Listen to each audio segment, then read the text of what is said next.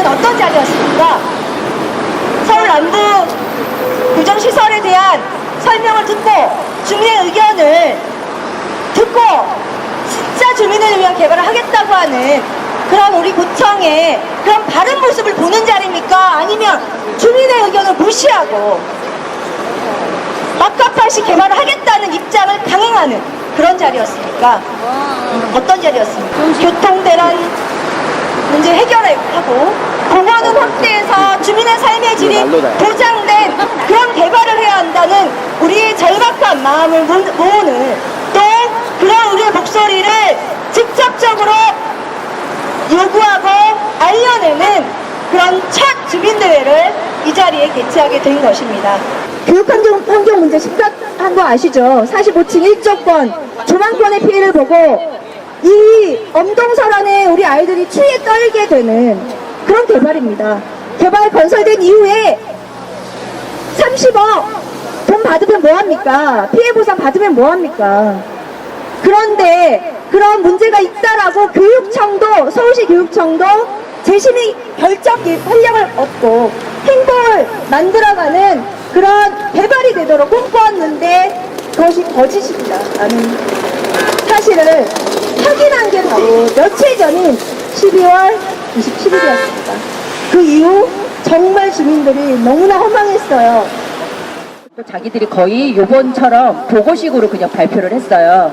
이제 그러고 난 다음에 그 30일 동안에 이의 신청 기간이 있었지만 저희가 그런 것에 대해서 아무런 그런 지식이 없었기 때문에요. 여기 여성의 대표님하고 저희가 좀 상의를 한 결과 이제 나중에라도 이제 그거를 알게 됐죠. 그래서 이제 저희가 교육청에 찾아왔습니다. 9월 초에. 그래서 구청 체육과장님을 면담을 하고 주무관님을 면담을 하고 여러 번 찾아간 끝에 이제 안 되겠다 싶어서 저희가 조희원 교육감님을 면담하기로 했었어요. 근데 희한하게 면담을 요청을 안 받아주시는 거예요. 그래서 저희는 왜 이런 행정이 그냥 우리를 위해서 열린 그 교육 영역 평가인데 그거를 왜 학부모님들과 학교 아이들과 이런 동의하에 도장을 찍지 않고 자기들끼리 하려고 하는지를 저희는 알고 싶었는데 그 사실을 교육감조차도 모르고 계시더라고요. 그래서 저희가 면담을 요청을 했지만 자꾸 이렇게 제하고 저렇게 제하고 해서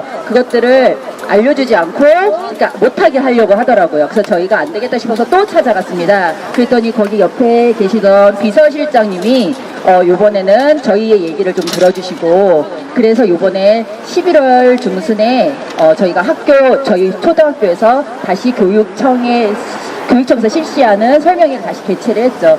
그때는 저희 학부모님들 뿐만이 아니라 고척 중학교를 들어오는 주민 아이들의 어머니 학부모님들 그리고 고척초를 들어오는 학부모님들을 모두 대표자에 다 모여서 주민들을 모아놓고 하는 설명회였어요. 그때도 역시 마찬가지로 요번과 마찬가지로 자기들이 설명을 하고 이의 신청을 그러니까 질문을 했지만 그래도 저희가 요거를 들어주지 않았어요. 그래서 저희가 이렇게 심의 과정을 거치는 그런 과정에서 저희 학부모님이 8분이 그 교육청 앞에 가서 이제 집회를 했죠. 2시간 동안. 예. 그때도 추웠는데 그래도 열심히 해주셔서 그거를 아셨는지 어쨌는지 그날 저희 4시 반쯤에 저희가 재심의 과정에서 학부모님 4분이 가셔서 이제 발언을 했어요. 예. 저희 아이들이 이제 일조권의 피해를 봐서 이제 학교에 생활이 어렵고 겨울이 되면 운동장도 얼고 특히 지금 중학교는 앞에 지금 현대우상 아파트 때문에도 더 일조권이 안 좋은 데다가 지금 그 앞에 소천지 그 위쪽으로 45층짜리 아파트가 들어오면 거기는 정말로요 24시간 내내 아마 햇빛을 못 볼 수도 있는 그런 중학교가 돼요. 저희 학교 초등학교도 마찬가지로 9시부터 11시까지 햇빛이 안 들어온다고 자기들이 먼저 얘기를 했지만 그게 11시까지가 될지 그거는 장담할 수 없는 시뮬레이션만 보고 판단하는 것이거든요. 그러니까 그런 것들을 저희가 호소를 하고 그리고 저번에도 말씀드렸듯이 지금 부산의 해운대 초등학교도 지금 1년 반 거기도 48층의 높이에 지금 건물을 지어서 지금 아이들이 지금 엄청 피해를 많이 보고 있어요. 그래서 1년 반 동안 지금 지금 소송 제기를 해서 이번에 30억을 받았다고 하더라고요. 근데 이미 일조권을 못 받는데 학교는 100년 넘게 가는데 30억 받아서 그걸 뭐 할 겁니까? 그 전에 그래서 저희 아이들은 그런 돈이 필요하지 않고 오로지 좋은 환경에서 공부를 시키기 위해서 하고 싶다고 진짜 호소를 하고 한 부모님은 또 울기까지 하셨어요. 그런 마음을 아셨는지 그리고 난 다음 날 저희가 그때 구청 설명회를 개최를 했죠. 그리고 난 다음 날 저희 저녁 아침에 이제 저희가 재심의가 확정이 되었습니다. 정말 다행이었지만 또 이렇게 구청장님이 감사합니다. 주민을 귀를 열지 않으시고 이렇게 마음도 닫으시고 귀도 닫으시고 하시니 저희는 정말 답답하거든요. 교육청은 아이들을 위해서 이렇게 재심의까지 결정을 하는 상태인데 지금 구청장님도 제발 우리 주민들의 그런 마음을 잘 아셔서 마음을 여시고 소통을 하시는 그런 구청장님이 되셨으면 좋겠습니다. 좀 오늘 이렇게 추운 데 나와주셔서 이렇게 집회를 하는 거를 그분도 아셔서 지금 허가가 나 있는 상태라고 하지만 그것이 무효가 되고 우리 주민들의 힘으로써 지금 참여는 하고 싶지만 이게 정말 될까라는 분들이 더 많으세요. 근데 정말 된다라는 거를 저희가 보여줄 수 있는 그런 오늘이 되었으면 좋겠습니다. 감사합니다. 그동안의 가정에 쫙 내려 스쳐 지나가니까 좀 감정이 우선 났습니다. 다들 여기 모이신 이유는 다 한결같아요. 우리 동네 좀 행복하게 깨끗하게 좀 살아보자, 삶의 짐을 좀 높여보자 하는 그런 마음으로 우리가 나와 있습니다. 그런데 지금 이제 구청의 이 행위들을 보면은 너무 기만과 오만에 차 있는 거를 저는 그건 지난 8일부터 지금까지 보아왔고 그거의 울분 때문에 지금 이 자리에 이렇게 나와 있고요. 또 여기 여러분 또 나와 있지 않나 그런 생각을 가집니다. 우리 교도소 부지는 다들 아시겠지만은 1949년도에 부천 형무소로 시작을 해가지고 지금까지 있다가 얼마 전에 다른 곳으로 옮겼습니다. 여기는 나라 땅이었어요. 법무 땅이었어요. 그러면은 그 땅은 우리 주민들을 위해서 오랜 세월 피해를 본 주민들을 위한 그런 것으로 개발이 돼야 돼요. 그런데 그런 거에 대한 개발을 위해서 구청에서 소통하고 배려하고 화합을 해본 적이 있나요? 없습니다. 너무너무 슬픈 거예요. 구루구의 슬로건이 뭐예요? 제일 첫 번째가 소통입니다. 그 소통, 꼴통 불통이 아니에요. 우선 우리 동네를 한번 생각을 해보면요. 개봉사거리가 있습니다. 개봉사거리에 오랜 세월 동안 그 분진 시멘트 가루에 고생을 한 한일 시멘트가 있어요. 거기 시멘트 부지에 주민들 설명회 제대로 여기 가보신 적 있습니까? 없을 거예요. 저도 몰랐습니다. 그런데 보니까 작년 2016년 9월달인가 주민 설명회를 했다고 해요. 근데 저는 몰랐습니다. 근데 거기에 1089세대란 대단히 임대 아파트 들었습니다. 거기에 동인로 확충이 있나요? 없어요. 오로지 누구를 위한 것입니까? 개발업자를 위한 거예요. 얼마 전에 매스컴에 나왔대요. 한일 시멘트랑 똑같은 성동구 성수동에 3표 시멘트 램피콘 공장, 거기 서울시장하고 거기 송동구청장하고 같이 그 개발 그 회사하고 해가지고 공원화 시킨다고 협약서를 맺었어요. 보세요. 예? 성동구에 있는 성수동에 있는 3표 램피콘 공장을 공원화 시키는 협약을 맺었는데 우리 구청장은 거기에 뭐가 들어섰습니까? 예? 개봉사거리에 뭐가 들어섰어요? 그것도 대단히 임대 아파트예요. 들어서도 괜찮습니다. 그런데 거기에 일부 공원화를 시키던 경인로가 확충이 돼야 되죠. 근데 아니었잖아요. 그 아이들이 나중에 학교에 어디를 갑니까? 고척 초등학교로 가고 고척 중학교로 가지 않습니까? 거기 사거리를 건너야 돼요.